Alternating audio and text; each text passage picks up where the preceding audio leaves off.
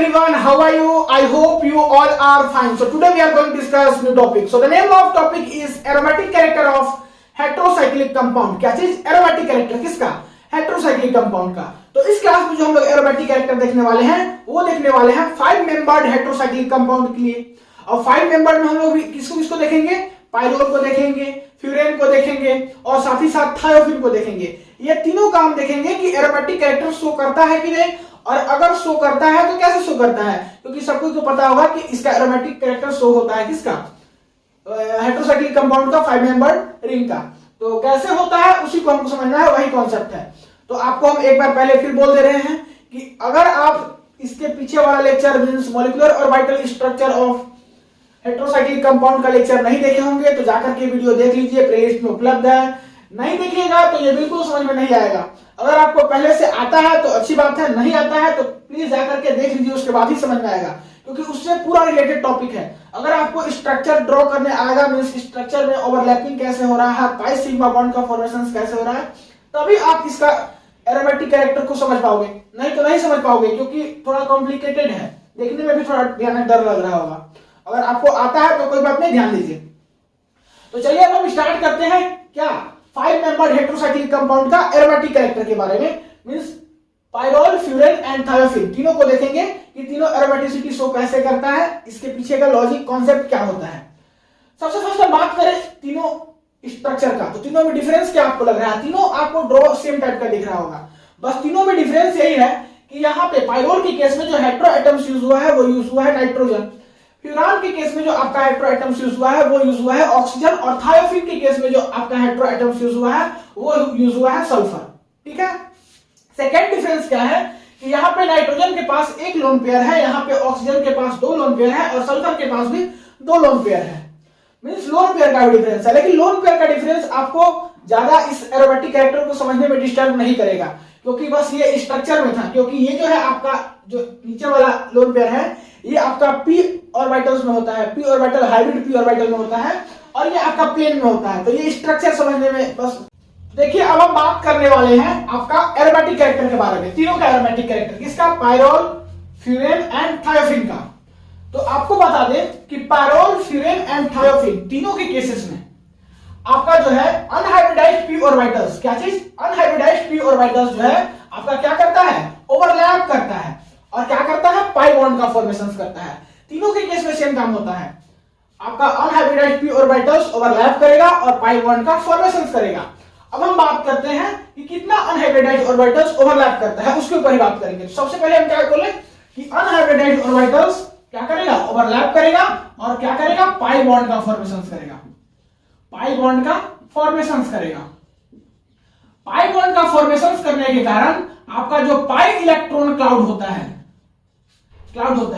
वो या तो अबव द प्लेन होगा या तो बिलो द प्लेन होगा. क्या हो सकता है? अबव द प्लेन हो सकता है या तो फिर बिलो द प्लेन हो सकता है. नहीं, बिलो द प्लेन हो सकता है. अब हम बात करते हैं कि पायरोल के केस में कितना अनहाइब्रिडाइज्ड ऑर्बिटल्स ओवरलैप करेगा, फ्यूरेन के केस में कितना, और थायोफिन के केस में कितना. पायरोल के केस में 2 टाइप का एटम्स यूज हुआ है, एक कार्बन और एक नाइट्रोजन. तो यहां पे आप देखिए कि कार्बन का जो है 4 अनहाइब्रिडाइज्ड ऑर्बिटल्स है. कितना? 4 अनहाइब्रिडाइज्ड ऑर्बिटल्स है. कार्बन का देखिए 1 2 3 4, चारों कार्बन के पास एक अनहाइब्रिडाइज्ड ऑर्बिटल्स है. और नाइट्रोजन की अगर हम बात करें तो इसके पास एक पेयर मींस 2 इसके पास अनहाइब्रिडाइज्ड ऑर्बिटल्स है. तो टोटल यहां पे कितना हो जाएगा? 6 हो जाएगा. तो सबसे फर्स्ट हम लिखते हैं किसका? पायरोल का. पायरोल का हम बात करें तो आपका कितना हो गया? 4 हो गया आपका कार्बन का अनहाइब्रिडाइज्ड ऑर्बिटल,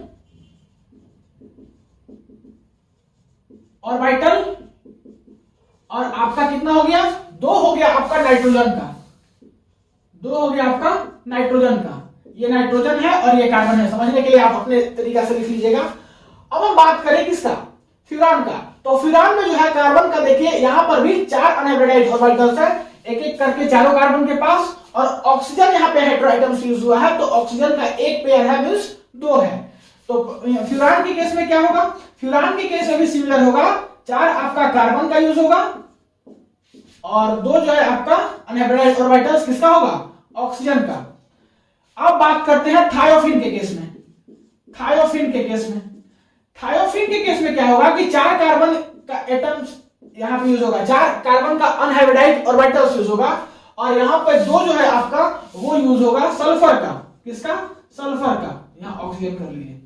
तो आप तीनों के केस में देखिए जो टोटल आपका अनहाइब्रिडाइज्ड ऑर्बिटल्स यूज हो रहा है वो 666 यूज हो रहा है। मींस आप तीनों के केस से मिला करके आप कॉमन बोल सकते हो कि तीनों के केस में 6 पाई इलेक्ट्रॉन है। क्या है, 6 पाई इलेक्ट्रॉन है। अब 6 पाई इलेक्ट्रॉन है तो यही 6 पाई इलेक्ट्रॉन क्या करेगा कि इसमें डिलोकलाइज करेगा, और डिलोकलाइज करके एरोमेटिक कैरेक्टर शो करेगा। यही 6 पाई इलेक्ट्रॉन जहां पे होता है 6 पाई इलेक्ट्रॉन डिलोकलाइज करता है और एरोमेटिक कैरेक्टर शो करेगा। सो इसी के कारण ये तीनों का एरोमेटिक कैरेक्टर फॉर्म होता है, मींस एरोमेटिक कैरेक्टर शो करता है। आप तीनों में देख लीजिए 6 अनहाइब्रिडाइज्ड ऑर्बिटल्स है, इसमें भी, इसमें भी, इसमें भी। दूसरा कारण क्या है कि ये जो है 6 पाई इलेक्ट्रॉन के कारण आपका जो है हकल्स रूल्स को फॉलो करेगा। हकल्स रूल्स क्या था, यहां पे लिखा होगा 4n+2 पाई इलेक्ट्रॉन, मींस ये 4n+2 पाई इलेक्ट्रॉन को फॉलो कर रहा है। तो आप यहां पे लिख सकते हो कि हकल्स रूल्स को ही फॉलो कर रहा है, हकल्स रूल्स को भी फॉलो कर रहा है। सो इसके कारण भी ये जो है आपका एरोमेटिक है। दो कारण है, एक तो 6 पाई इलेक्ट्रॉन है तो डिलोकलाइज्ड करेगा और एरोमेटिक कैरेक्टर शो करेगा, और दूसरा कारण क्या है कि ये हकल्स रूल्स को फॉलो कर रहा है, 4n+2 पाई इलेक्ट्रॉन्स के नियम को पालन कर रहा है। सो ये भी इसका कारण हो गया, इसका एरोमेटिसिटी शो करने के लिए। तो यही बात यहाँ पे लिखा हुआ है, उसको एक बार देख लीजिए। The aromatic character of this compound arises from delocalization of 4 carbon pi electron and 2 paired electron donate by heteroatoms. यहां पे जो है एरोमेटिक कैरेक्टर जो शो हो रहा है वो किसके कारण हो रहा है, डिलोकलाइजेशन के कारण। किसके कारण, डिलोकलाइजेशन के कारण। अब डिलोकलाइजेशन में कौन कौन पार्टिसिपेट ले रहा है, 4 कार्बन पाई इलेक्ट्रॉन, कार्बन का 4 पाई इलेक्ट्रॉन, तीनों के केस में देखिए सिमिलर है, इसके केस में, इसके केस में, इसके केस में, तीनों के केस में 4 कार्बन का पाई इलेक्ट्रॉन और 2 जो है आपका पेयर्ड इलेक्ट्रॉन वो यूज हो रहा है, जो कि डोनेट कर रहा है कौन, हेटेरोएटम्स। तीनों के केस में अलग अलग हेटेरोएटम्स है, एक के केस में नाइट्रोजन है, एक के केस में ऑक्सीजन है और एक के केस में सल्फर है। तो वही चीज यहां लिखा हुआ है, oxygen, nitrogen and sulphur, thus forming a second electrons which is characteristics of the aromatic system। Second क्या लिखा हुआ है, the compound follow Huckel's rules that is 4n+2 pi electron. ये नियम को क्या कर रहा है, फॉलो कर रहा है due to 6 delocalized pi electron. 6 delocalized pi electron के कारण हकल्स रूल्स को ही फॉलो कर रहा है। सो दैट्स व्हाई ये एरोमेटिक कैरेक्टर है। दो रीजन, पहला क्या और दूसरा क्या, वो चीज समझ में आ गया। अब बात करते हैं जो लास्ट पॉइंट है, the pi electrons clouds of this compounds is lie above the plane and below the plane. जो हम यहां पे आपको बताएं कि पाई बॉन्ड का फॉर्मेशन होता है, सब परपेंडिकुलर होता है प्लेन के एक्सिस के, हम जो पिछले लेक्चर में भी डिस्कस कर चुके हैं। उसके कारण पाई इलेक्ट्रॉन क्लाउड जो है अबव द प्लेन भी होता है, बिलो द प्लेन भी होता है। सो उम्मीद है कि ये सारा कुछ समझ में आ गया होगा, तो इसको फटाक से नोट कर लीजिए। अब हम बात करते हैं रिलेटिव एरोमेटिक कैरेक्टरिस्टिक के बारे में।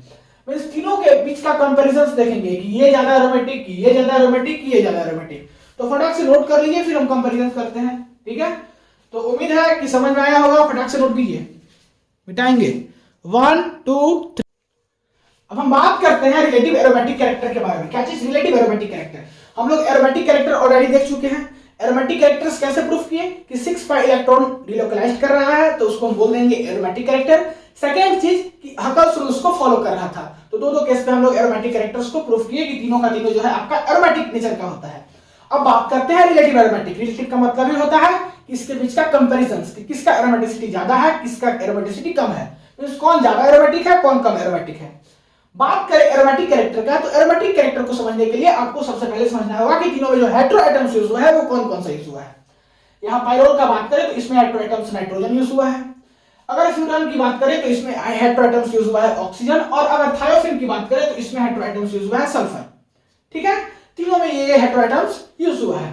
अगर हेटेरोएटम्स का इलेक्ट्रोनेगेटिविटी के ऊपर अगर हम बात करें तो हेटेरोएटम्स का इलेक्ट्रोनेगेटिविटी का ऑर्डर होता है कुछ ये, ऑक्सीजन का सबसे ज्यादा इलेक्ट्रोनेगेटिविटी होता है, उसके बाद फिर नाइट्रोजन का, उसके बाद फिर सल्फर का। आप पहले से जानते हो कि ऑक्सीजन का इलेक्ट्रोनेगेटिविटी सबसे ज्यादा होता है, फिर नाइट्रोजन का, फिर सल्फर का यहाँ पे होगा। ये ऑर्डर को फॉलो करेगा।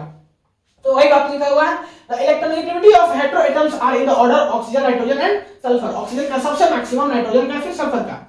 अब देखिए जिसका इलेक्ट्रोनेगेटिविटी सबसे ज्यादा होगा वो आसानी से इलेक्ट्रॉन नहीं देगा। हम नहीं बोल रहे हैं इलेक्ट्रॉन नहीं देगा, हम बोल रहे हैं आसानी से इलेक्ट्रॉन नहीं देगा। और आसानी से इलेक्ट्रॉन नहीं देगा तो आपका जो है सेक्सेंट एरोमेटिक कैरेक्टर्स का स्ट्रक्चर आसानी से नहीं बनेगा, मीन 6 पाई इलेक्ट्रॉन जल्दी आसानी से नहीं बनेगा। तो वही बात लिखा हुआ है कि this means that oxygen has least tendency to donate electron pair to aromatic sextet, so the aromatic character should be least in the case of furan followed by the pyrrole and magnesium for thiophene।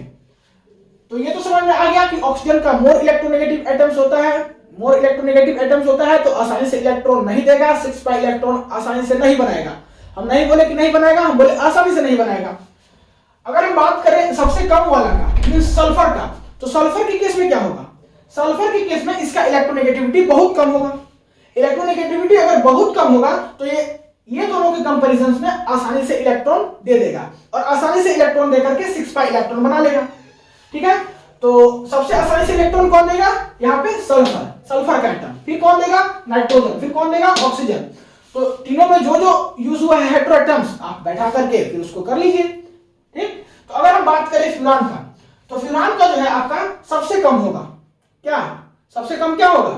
Aromaticity. ऐसा क्यों? क्योंकि फ्यूरान्स में जो है आपका जो hetero atoms use होता है वो यूज होता है ऑक्सीजन, और ऑक्सीजन का सबसे ज्यादा इलेक्ट्रोनेगेटिविटी होता है तो आसानी से इलेक्ट्रॉन नहीं ले पाएगा। फिर अगर बात करें पायरोल का, क्योंकि पायरोल में कौन सा यूज होता है? नाइट्रोजन, तो नाइट्रोजन यूज होता है, इससे थोड़ा कम इलेक्ट्रोनेगेटिव है। फिर थायोफिन का, थायोफिन में कौन सा यूज होता है? सल्फर, सल्फर सबसे कम इलेक्ट्रोनेगेटिव है, ये आसानी से क्या करेगा? इलेक्ट्रॉन को दे देगा और फिर 6 पाई इलेक्ट्रॉन बना लेगा, मींस डिलोकलाइजेशन करेगा। तो ये हुआ इसका एरोमेटिक कैरेक्टर का ऑर्डर। सबसे ज्यादा किसका होगा? थायोफिन का, फिर किसका? पायरोल का, फिर किसका? फ्यूरान का। अगर हम इसको बात करें कंपैरिजन करके बेंजीन के स्ट्रक्चर से, बेंजीन के स्ट्रक्चर से अगर हम बात करें तो बेंजीन का सबसे ज्यादा एरोमेटिक कैरेक्टर्स होगा ये तीनों से। बाकी ये तीनों तो समझ में आ गया, लेकिन बेंजीन इससे ज्यादा एरोमेटिक कैरेक्टर्स शो करेगा। ऐसा क्यों? आपको थोड़ा सा हम बता रहे हैं, इसके पीछे जाकर के आप अपना क्लास खत्म होने के बाद थोड़ा सा सोचिएगा ऐसा क्यों होगा, अच्छा से समझिएगा।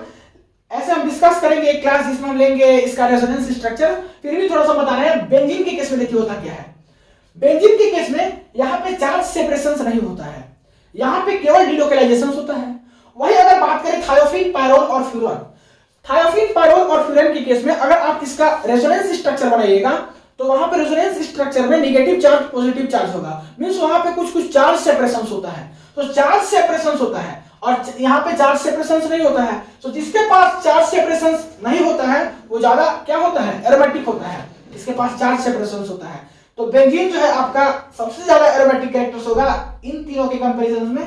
ऐसा क्यों? क्योंकि इसके पास चार्ज सेपरेशन नहीं होता है और इसका रेजोनेंस स्ट्रक्चर में चार्ज सेपरेशन होता है। तो उम्मीद है कि ये चीज समझ में आ गया होगा। अब एक टॉपिक छोटा सा लास्ट एक लाइन लिखा हुआ है, this compounds undergoes electrophilic substitution reactions rather than addition reactions due to aromatic character। देखिए इसको शो करना चाहिए था एडिशन रिएक्शंस, ठीक है, लेकिन ये जो है कंपाउंड्स आपका शो करता है इलेक्ट्रोफिलिक सब्स्टिट्यूशन रिएक्शंस। क्या शो करता है? Electrophilic substitution reactions. ऐसा क्यों? ऐसा इसलिए क्योंकि इसका जो है कैरेक्टर कैसा होता है? एरोमेटिक कैरेक्टर, और एरोमेटिक कैरेक्टर वाला हर एक कंपाउंड कैसा रिएक्शन शो करता है? इलेक्ट्रोफिलिक सब्स्टिट्यूशन रिएक्शन शो करता है। तो इसीलिए लिखा हुआ है कि this compounds undergoes electrophilic substitution reactions rather than addition reactions due to aromatic compounds। तो उम्मीद है कि ये सारा बातें आपको समझ में आ गया होगा। इस क्लास में इतना ही, मिलते हैं अगले क्लास में नए टॉपिक के साथ। तब तक के लिए पढ़ाई करते रहिए। All the very best. Video को पॉज करके नोट कर लीजिए।